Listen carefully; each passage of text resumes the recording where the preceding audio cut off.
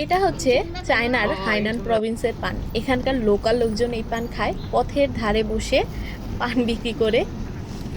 আমরা যেমন সুপারি পরিপক্ক হলে পাকলে সেটা কাঁচা সুপারি হিসেবে খাই বা শুকিয়ে খাই, এরা তার উল্টো একদমই কচি সুপারি, মাত্রই ভিতরে সুপারি হতে শুরু করেছে সেই সুপারি এরা খায়। সুপারি খায় বলে ভুলই হবে, কারণ চাইনিজরা সুপারি না, বরং সুপারির যে ছালটা থাকে সেটা খায়।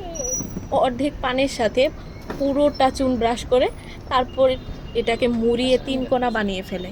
এরপর এক টুকরো সুপারির ছাল আর এই পান দিয়ে খায়। এসব সুপারির ভিতরেও অনেক রকম ভ্যারাইটি আছে, কোনোটার দাম বেশি আবার কোনোটার কম, আবার স্বাদেরও ভিন্নতা আছে। কেউ মিষ্টি পান খেতে চাইলে তাকে ওই ভ্যারাইটির সুপারি দেওয়া হয়, আবার কেউ জর্দাওয়ালা কোষ্টি পানের মতো খেতে চাইলে তাদের ওইভাবেই দেওয়া হয়। বাট এই পান খাওয়ার পর মনে হয় মাথা যেন ব্লাস্ট করবে। প্রথম প্রথম খেলে কান থেকে ধোঁয়া বের হবে আর মুখ থেকে ভাপ বের হবে। শীতের দিনে একটা পান খেয়ে শীতের কাপড় না পরে অনায়াসে 2-3 ঘন্টা কাটিয়ে দেওয়া যাবে। কেমন লাগলো ভিডিও জানাতে ভুলবেন না। টাটা।